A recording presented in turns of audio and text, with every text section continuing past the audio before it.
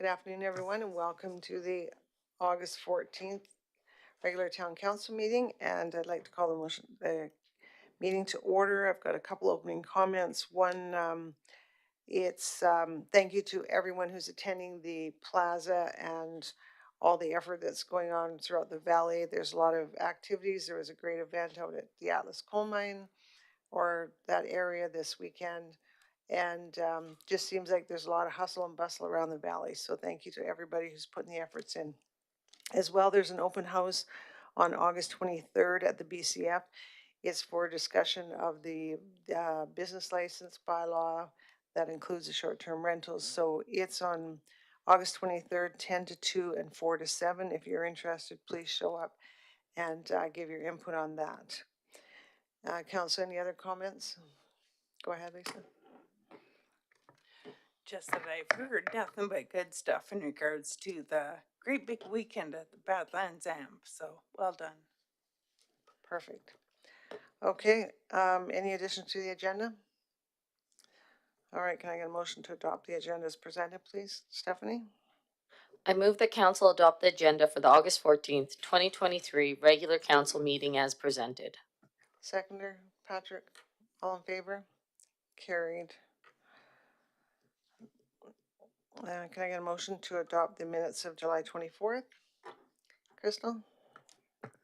I move that council approve the minutes for the July 24th, 2023 regular council meeting as presented. Seconder, Lisa? Comments? All in favor? Carried. All right, so can we move on to 6.1.1, please, Dagan? Yeah, before we get into the 5 individual requests for decisions for the properties in Lehigh, I did want to provide a bit of a refresher in terms of what has been completed to date for the community. So Lehigh is a community which is at significant risk of flooding. It's flooded twice in the last 20 years, and the town does need to keep people and property safe for larger floods expected in the future. The town did apply for provincial funding to build a berm in Lehigh in 2014 and 2015. And both of those requests were rejected by the province because the estimated cost to build the berm was more than the value of the property protected. So in 2016, the province and town informed Lehigh residents at an open house that no berm would be built and buyouts would be sought once funding was available. So the buyout of 12 homes and 20 properties in Lehigh is a significant community impact. So based on that, the flood office did undertake an additional study of different measures that we could apply in Lehigh. But what we found, unfortunately, in January 2022 was that the buyouts option remained the only feasible measure to protect people and property in Lehigh. All of the properties in Lehigh are located in floodway, where water is more than 1 meter deep and very fast flowing. The Red Deer River in Lehigh spills its banks at somewhere between 720 and 870 cubic meters per second, which means that Lehigh has a 5 to 10% chance of flooding in any given year. The new provincial design flood flow of 1850 cubic meters per second, which is the 1 in 100-year regulated flow, has typical flood depths on the ground in Lehigh of 1.1 to 1.7 meters. So for the 5 parcels that we're discussing today, we did hold an impacted landowner meeting on January 6th, 2022, approximately 20 months ago, to inform landowners of the outcome of our study and let them know about buyouts and the timelines. We had a further community information session in February 2022. And since that time, our land agent has been working to negotiate acquisition of those properties. So we have purchased properties from 12 landowners, and house removals and reclamation are underway. And we have the 5 outstanding properties now that we're speaking about today. So the first one that I have before you is for lots 6 to 8, block 5, plan 8168FS. So on this property, we have made an offer to the impacted landowners, and the landowners did not accept our offer of fair market value. And so the next step to obtain this land as part of the Lehigh Floodway Bio Program is expropriation. So we are asking council today to approve a resolution approving expropriation, and then we can start to take the first steps in the expropriation process. Thanks, Megan. Can I get a motion, please, council? Patrick? I move that council approve the resolution for expropriation and notice of intention to expropriate pertaining to the parcel of land described as Lot 6 to 8 inclusive, Block 5, Plan 8168FS, title number 961099949. Thank you. Seconder? Crystal, comments? Lisa? Oh, did you have it? No. Okay. Anybody else? Okay, so just, I just want to just reiterate then, so this obviously goes back before a couple councils ago. Estimates were done, costs were denied by the province, provincial funding. 2016, they were advised that if there was no work going to be done, but if funding was available, it would continue to buyouts, which was in 2022. That was the only option of feasible. January 6, 22 impacted low landowners meeting, February 22nd, another meeting. To date, 12 landowners have been resolved and we have 5 left. Is that summary? Okay, council, any other questions on that? Okay, so all in favor? Carried. Next one, Dagan.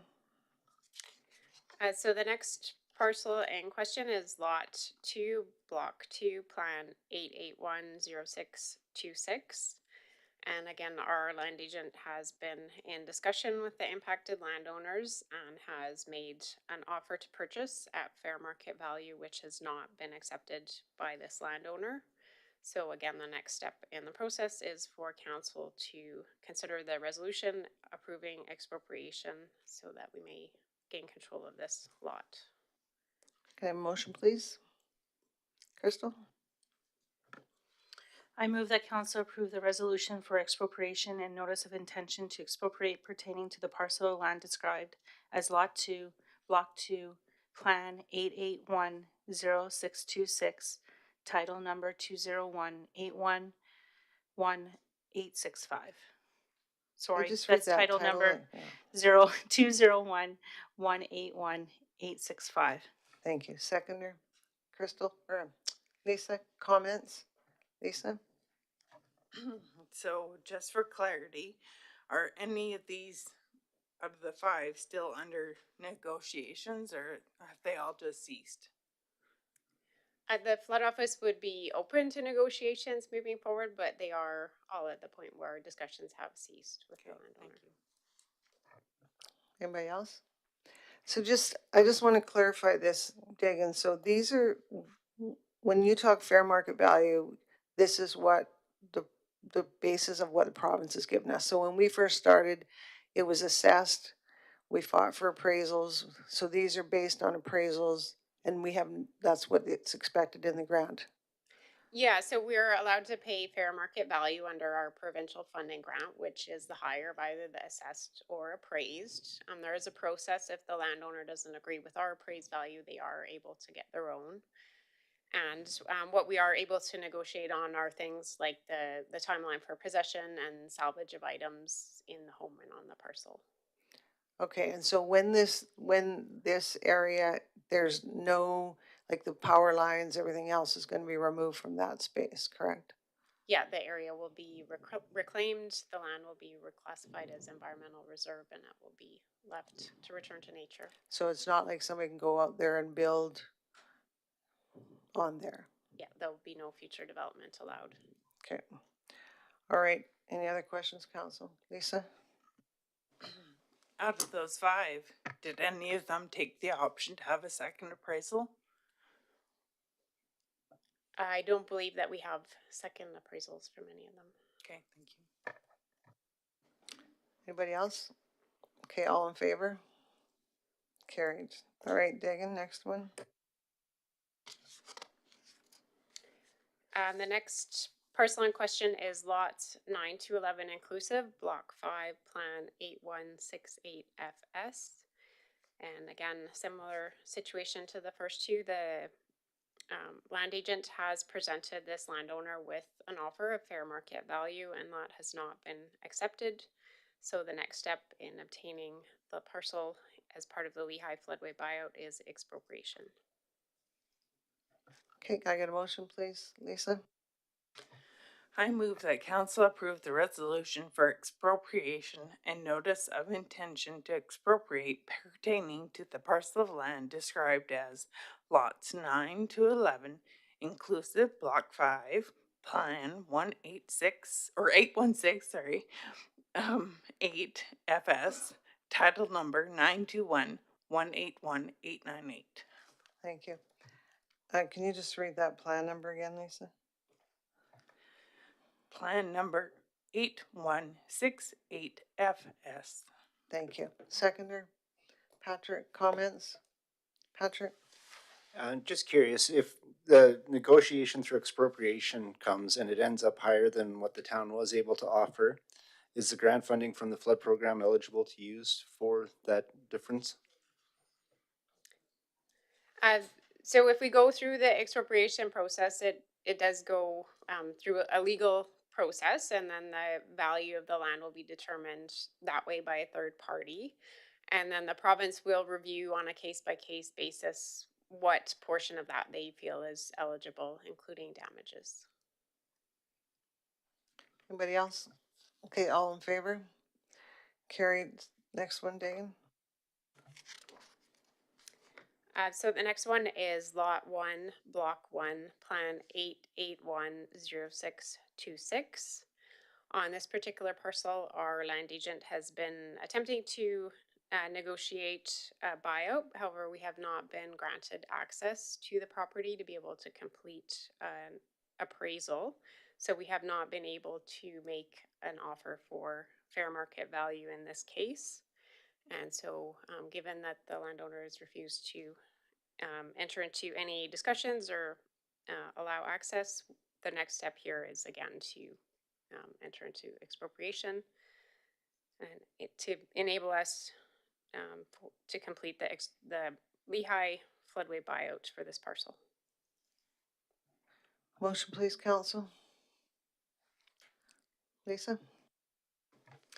I move that council approve the resolution for expropriation and notice of intention to expropriate pertaining to the parcel of land described as Lot 1, Block 1, Plan 881026, titled number 141206331.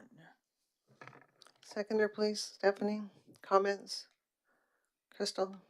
Just a quick question. How long is the process taking for this right now? Is it still that like 14 to 16 months? We are finding that things are a little bit quicker than when we started the process with the Newcastle berm expropriation. So we anticipate it will probably be 8 to 9 months timeline at this point. And then, as you stated before, if once that's finalized, but there's negotiations for how long people can take to get their stuff off, right? For timeline for that after. If we go through the full expropriation process, once the second stage has been passed by council and then the appropriate notices have been given, it's typically a 90-day notice period that we give. But there could be a request for longer. There could, yeah. Okay. Anybody else? So this one, then you're not able to determine even what the fair market value is. So basically you're just kind of going on tax assessment right now of roughly where we're at.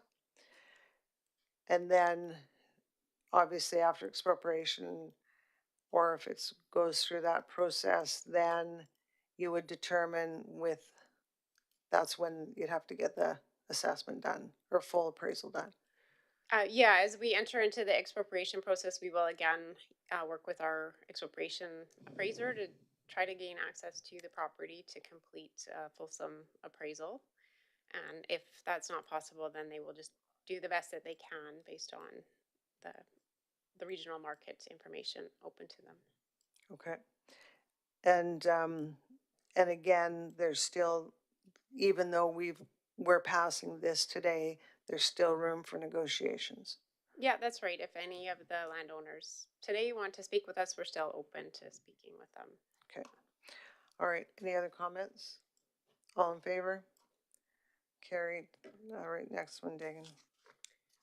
The final request for decision we have here, it's for two parcels that make up one civic address, so lots 12 and 13, block 5, plan 8168FS, and lots 14 to 17 inclusive, block 5, plan 8168FS, and that's shown on the attached figure.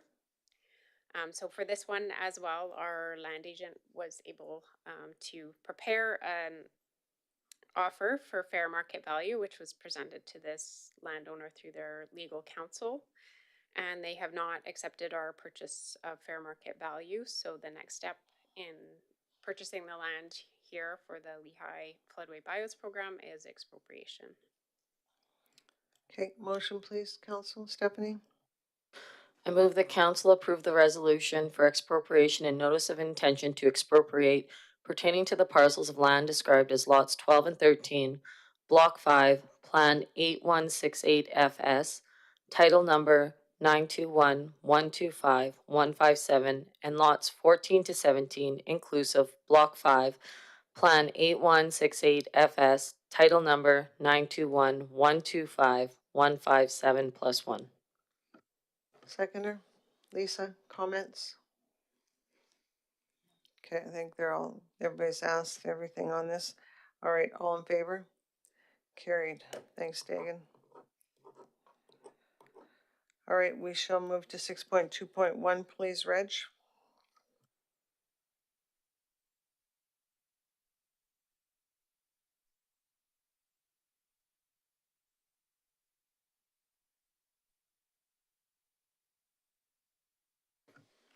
Thank you, Council and Your Worship, for your time this evening. In front of you is a request for decision to approve the Housing Accelerator Fund Action Plan. We spoke to Council on July 10th with respect to changing our residential incentive bylaw, and within that request for decision, we talked about applying for additional funding from other levels of government to help incent developers in the valley as well.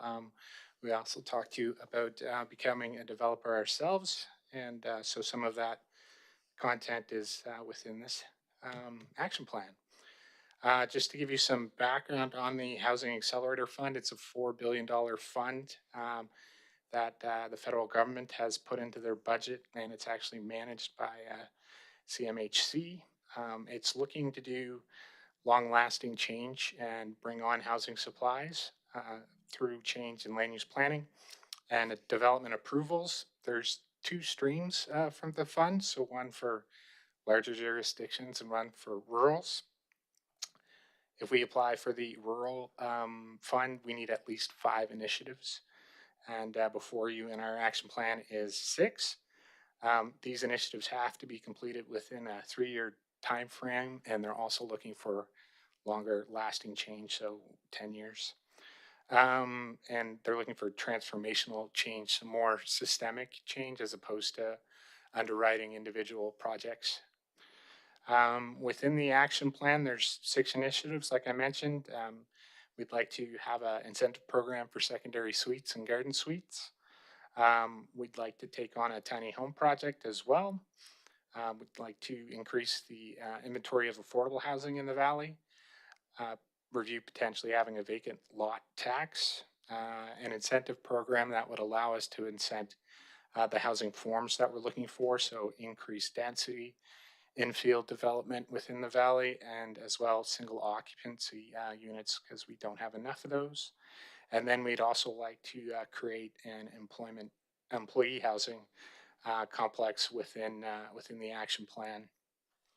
Just to note, there are levels of funding that you could receive through the program depending on the types of housing you're looking to do. So the base amount is 20 grand, and then they would do a top up of 7 to 15 grand for the missing middle type housing, which is the majority of our application, and then an additional 19,000 for a unit that's affordable. So that could bring the total amount for a unit up to $54,000. We should also note that if there are funds within the program that are surplus, then we can spend them on affordable housing, investments related to infrastructure for housing, as well as community related infrastructure that would help housing development.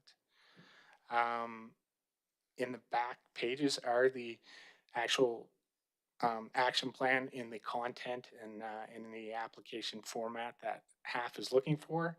And so we must have those approved by council to be able to submit the application. And in addition to that, we'll get a letter from the CFO with respect to it being viable for us to implement. So the recommendation is that administration recommends to council to approve the Housing Accelerator Fund Action Plan. The financial impacts are that we are going to have the funding cover most of the expenses within the plan.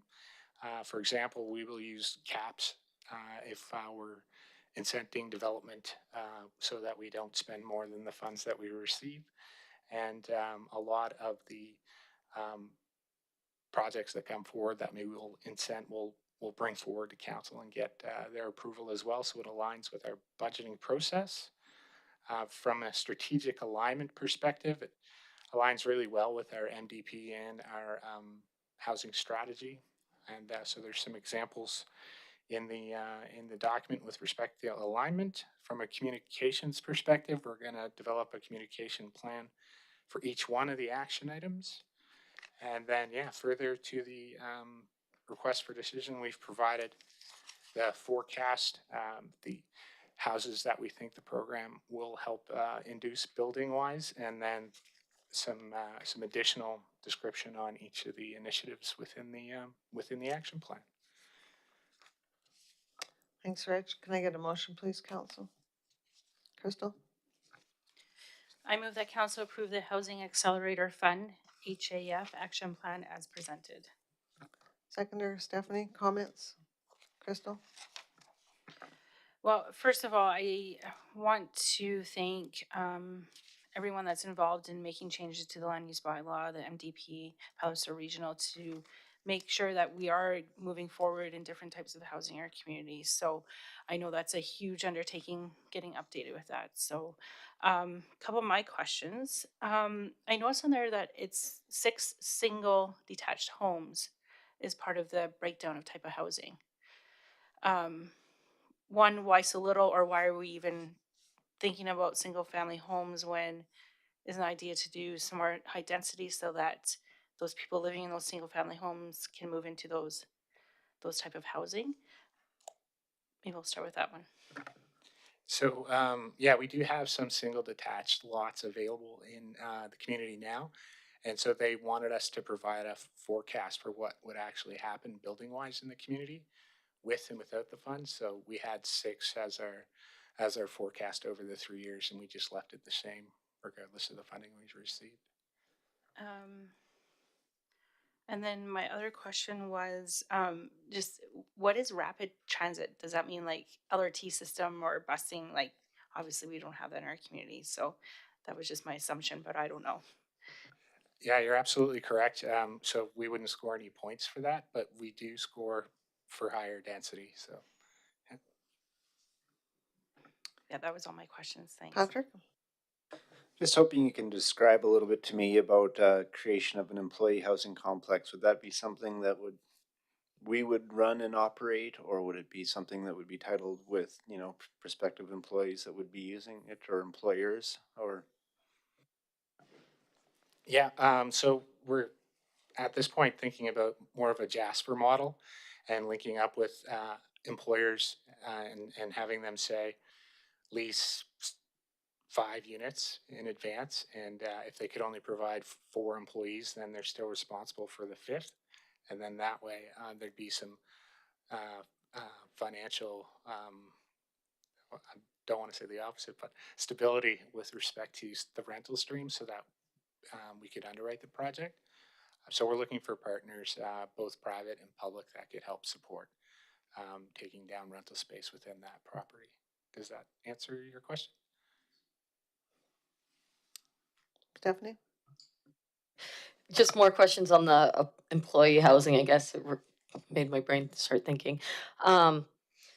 If, say, they wanted 5, they only filled 4. If another employer that's involved in leasing it actually needed the other one, would they be able to put their employee in it and pay for it? Yeah, great question. I suspect that that's a great way to manage it. So then it's being utilized as much as it can be. Yeah, we would probably have the assistance of a property manager help us out with that too. But that's a great idea. Lisa? Thanks, Reg. So, just on the surface, out of the, say, 5 of the 6 initiatives were able to move forward, what, eyeball for me, how much do you think it would cost to do 5 of those 6 projects?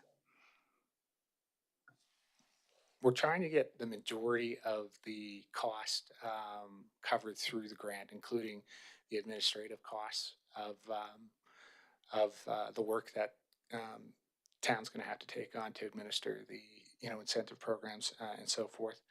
There are 2 projects within there that could create additional costs. The construction of the 15 homes that we have in the tiny house development, and then the employee housing. And so with that, we're going to seek partners that could help us with those costs. So that, for example, if we found someone who could cheaply prefab the 15 homes and it could bring those costs down, that would be great. On the tiny home side of things, we're doing a third and a third and a third in the concept, where we would sell a third to help cover the costs right away. And then we would rent out a third for market value, which would help cover the costs. And then those 2 revenue streams could help with the 10% under market value affordability housing. So that's our plan on how to cover the costs within that development. Can I ask, have you had any estimates as to how much a tiny home construction would cost? We've started doing initial costing estimates with prefab builders, and we got a housing package from Co-op, for example, and took a look at some of the initial costing.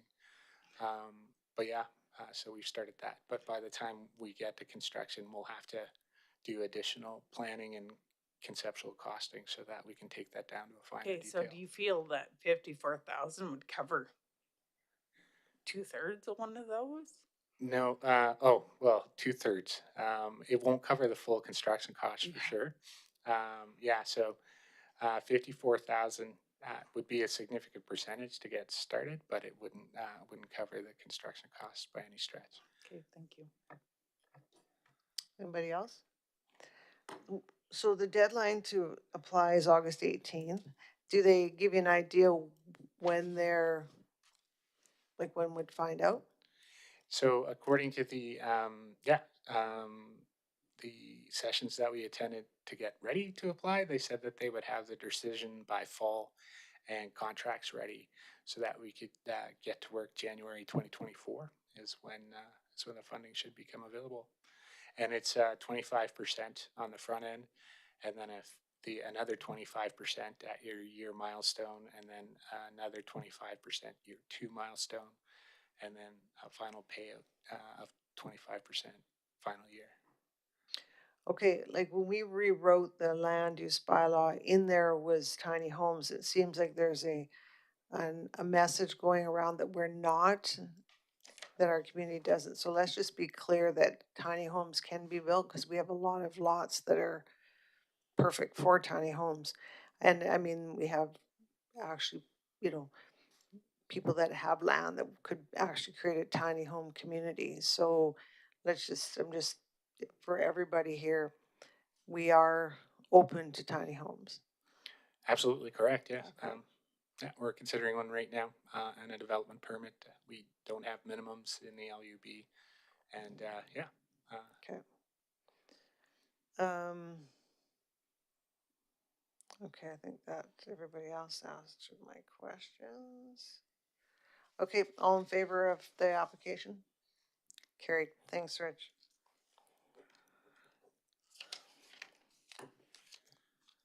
But in the meantime, although we're still applying for this, we're still sending out all those builders packages. We're still pushing for a building. We're still looking for private investors to buy some of these properties, on and on and on, correct? Absolutely, yeah. So this Okay. funding will dovetail well with those initiatives. Yeah. Okay, wonderful. Thank you. Thank you. All right, Daryl, update on the Aquaplex, please. Thank you, Your Worship. So, since the last briefing note on July 24th, excuse me, we've had both Associate Engineering, who's an engineer for the pool, as well as Nib Construction, who's actually done repairs on the pool, especially the outdoor pool in the past, and knows pool construction well. Look at the extent of the damage that and what would be required to actually bring this back into operation on the indoor side. So the outdoor pool is fully operational, steam is fully operational, a hot tub is operational, but it's just the indoor pool that is not operational right now. So for just a bit of background on it, in the middle of July, we had a significant issue where there was a normal dry well, which means that normally there's no water in it. It was full of roughly 1.5 feet of water in there. And when we went to look at the reasons why, there's some drain piping that basically did not exist anymore. So it had corroded over some time, and it had created a void, and it just this is a high volume water area, so there's a lot of water from the pool drain and pool circulation goes through here, so it's created a large void. So Nib and Associated have looked at the problem. They've done some initial investigation of it. What they've determined is that they need to do more work, and more work is separated into two phases. Phase one is really the investigative area or stage to be able to determine the extent of the damage. So it involves cutting some concrete floor out of the where the chemical room is, the pump room, as well as in a hallway, to be able to determine the size of the void and to try to find the two pipe ends so that they can then connect the pipes. So they think that, and they've already started doing some of that work and preparing for that, and they think that could take about 2 weeks to actually complete that work. Once we have an idea, once this is exposed, we'll then have an idea of what the extent of that work's involved. And phase two will be replacing the piping and filling the void under the slab. And it's filling the void with like a expanding foam kind of material. So it's not like filling it with clay or sand or gravel like that. It's actually you're injecting something into the voids to try to stabilize the floor so it doesn't sink in other places. So if that, barring any problems with phase one, phase two would take about 3 weeks to actually complete that work. During that time, by stroke of luck, our pool was shut. The indoor pool is shut down anyway because we were going to do some HVAC repairs, a door replacement, and a couple of other things. So some of this stuff is already happening during the expected pool shutdown. So as long as we can keep it to that 5-week time frame from now, we should still be up and running by the end of September, we hope, but we won't know that for sure until the end of phase one is completed. And then, which will be in a couple of weeks, which will update council in 2 weeks on that and the public very latest. So the outdoor pool will remain open. Outdoor pool, again, it has been open for the summer. We realize that we can't operate it into the wintertime. We know that we think we can operate it to as low as 5 degrees Celsius for the overnight lows. And that way we don't lose too much heat overnight, so that when someone jumps in first thing in the morning, it's not a freezing cold ice bath. Although we could advertise that as a spa feature, I guess, too. So, so we expect if the weather's normal September weather, we think we can run it until about the last week of September. So it's always going to be weather dependent. We have done this before where we've run it to the 3rd week of September without issues. So we think we can do it to the end of September. So with that, really we'll have an update in 2 weeks time about what's going to happen with the pool, what repairs are required, where we are in the repair schedule to be able to get it up and running. And then, which will communicate back to the public and to council. And if we know stuff earlier than that, we will communicate it again to public and council so that everyone knows what's going on with it. So, and that's really it. So if there's any questions. Anybody? Lisa? So, having the outdoor pool open is awesome. However, I've had a number of parents say to me that they had concerns in regard to shade, especially with their young kids. Is there an area there? Like, I haven't been to the outdoor pool for a while, but I'm curious as to if we've taken some sort of measures to help with, say, UV rays outside. So we haven't put any shade structures up there. People are welcome to bring umbrellas if they want. Little, a lot of these have these little pop-up half beach houses, I guess, for lack of a better words. So they can bring those in there if they wanted to do that. So there's nothing to prevent the public from doing that before or now either. But we haven't put any structures up for shade at all. So. And my second question is, will this affect the shutdown of the main pool, affect the user groups that rely on it for training or? So again, our plan was always to close the pool in September, the month of September. So hopefully no one was hoping they would be training in September, and that was communicated to, I think, the user groups quite some time ago. So provided we could be up and running by the end of September with the indoor pool, it won't affect any of the winter training or winter classes or anything like that. Perfect. If it goes longer than that, then of course it will start to impact. Okay, thank you. Stephanie? If it does go longer, is it possible to look into like some sort of busing system once or twice a week to a neighboring municipality that has a pool so that people still have access to swimming, for their exercising or whatever, once or twice a week? I think I'd have a better answer for that in 2 weeks' time once we determine the extent of the damage rate. Our closest indoor pool is Three Hills. And so and we do know that some families and individuals go there already. So perhaps it's just, a meeting up of people to share car pools and stuff like that. But we haven't thought about that. Our goal is to try to get our pool up and running versus trying to get people to other facilities right now. Anybody else? Yeah, and just, the swim club, I assume, is being kept updated on all this. And the They should swim be. club had made a plan for September anyways, but now that they might have hopefully the use of the pool, outdoor pool, that might have solved there. All we gotta do is hope that the problems can be repaired quickly. Yeah.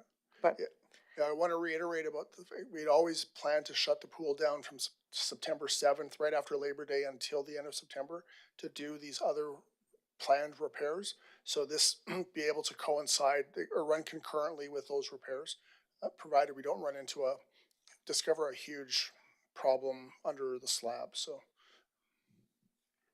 okay, so if we could just ask that Andrew just keeps the swim club abreast, that would be great. Yeah.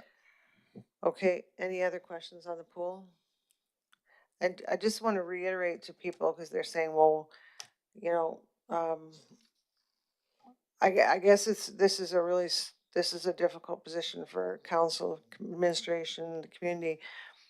A new pool is a $30 million or somewhere in that number, which obviously we don't have. There's not grants out there right now for recreation of that magnitude. So I can assure everyone that we're constantly monitoring, watching for these to come forward. It's definitely through the recreation master plan was a high priority to address the pool. But we have to, irregardless, we can't just shut down a pool and wait for 5 or 10 years till the funding is there. So we're just trying to figure out how to keep a pool going and believe that this isn't something that any of us want to have happen. So we're doing our best to figure out how to keep the pool running, watch for grants, and figure out the future of recreation here. The other thing, if I can add to that too, that I've heard a couple of comments about the pool's always breaking, the pool's always breaking. So in the time that I've been here, we've had planned pool shutdowns. We've had 2 or 3 issues of, and it was related to the construction or upgrade of the last significant pool upgrade. But most of the work we're doing is planned activities. So you need to replace your HVAC system occasionally. You need to replace pumping occasionally. So those were things that were planned. As a matter of fact, the HVAC system was planned in 2019, and then unfortunately, we all know what happened with COVID and availabilities and stuff. So a lot of the work that we're doing isn't actually emergent work. It's been planned work. Unfortunately, this issue that we've had here does throw a huge wrench into our ability. But certainly, it's the cost of doing this repair is probably in the order of $50,000 or so. It's a heck of a lot cheaper than spending $30 million on a new pool and just throwing the old one away. So just because you have a little knock in your car doesn't mean you just park it and get a new one. So you do need to fix and maintain it. So Go ahead, Crystal. That just reminded me, all the work that's happening in the spray park with the drainage and stuff, is this going to be intertwined? Like, can it happen all at the same time? it can all happen at the same time. Okay. Yeah, the drainage line inside the spray park or from the fountain is going to happen again in September, but as well as the HVAC, and they all can work on or beside each other. So yeah, and by that time we had thought that one of the challenges a few months ago was that we might be in there doing berm work, but we'll be out of that area, so there won't be dust into the pool like we had thought. So And I just want to make a quick comment about a cost estimation on a pool. My friend from Golden, they've been trying to get a new indoor pool. They don't have an indoor pool. Original estimation was 35 million. 2 weeks ago, they heard back. It's now 50 million. So that's how much costs have gone up. So there's just sorry, but that's. Here, well, Dave's not even here to. I know. Depress I'm us. being Yeah. Dave today. Okay, any other questions on the pool? Okay. All right, thanks, Daryl. All right, can I get a motion to go in closed session, please? Yep. Who's there? Lisa, you ready? Yep. I move that council close the meeting to the public to discuss personal and labor relations and third-party contracts and development as per FOIP 16, disclosure harmful to business interests of a third party, FOIP 21, disclosure harmful to intergovernmental relations, FOIP 24, advice from officials. Seconder, Stephanie? All in favor? Carried. Just for the listening public, we will be going in camera to deal with this personnel and labor relations issue, and then we will be coming back out to make a motion on that. So just so people know we're coming back. All right, thank you.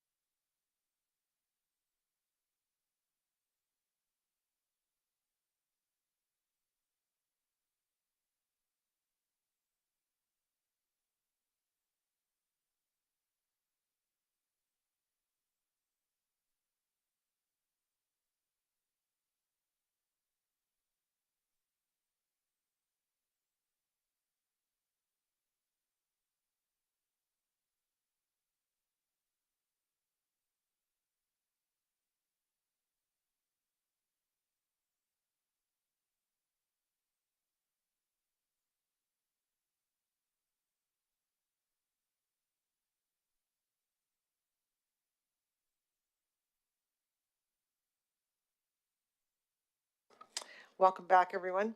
All right, Daryl, we've got one more here to deal with, so could you give us an update or an overview, please? Sure. So this is a motion to deal with out-of-scope staff or supervisory management staff increases. So we have done collective agreements for both the inside and outside workers, and now the out-of-scope generally follows what those two unions do as far as increases. And so we are recommending increases, excuse me, of total of 9% over 3 years. However, we're recommending the structure of 5% the first year, 2% the second year, and 2% the third year. And we're looking to do that from an attraction and retention of staffing perspective. So. Thanks, Daryl. Can I get a motion, please? Steph or Crystal? I move that council approve a 3-year agreement for 2023 to 2025 for out-of-scope employees as presented, noting the following increases. January 1st, 2023, 5%. January 1st, 2024, 2%. January 1st, 2025, 2%. Seconder, please. Stephanie, comments? Stephanie? So doing a 5% increase in the first year is a good attraction and retention for hiring staff to fill our vacant positions. This will also help make the town competitive in these fields. Is that correct? Yes, that's correct. Perfect. Thanks, Daryl, for clarifying. Anybody else? Patrick?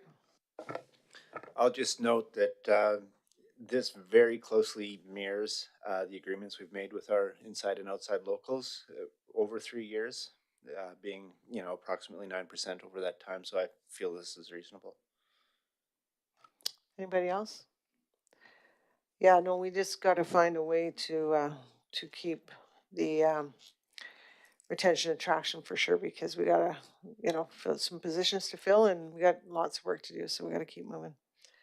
All right, all in favor? Carried. Thanks, Daryl. So we still have some other in-camera issues to deal with, that land, labor, and legal action. So I need a motion, please. Crystal? I move that council close the meeting to the public to discuss personal and labor relations and third-party contracts and development as per FOIP 16, disclosure harmful to business interests of a third party, FOIP 21, disclosure harmful to intergovernmental relations, FOIP 24, advice from officials. Seconder, please. Lisa? All in favor? Carried. Thank you, everyone. We will be done after this. So wishing you all a fabulous week. It's nice and warm, so get out and enjoy the river, do some floating, and we will see you in a couple weeks. Take care.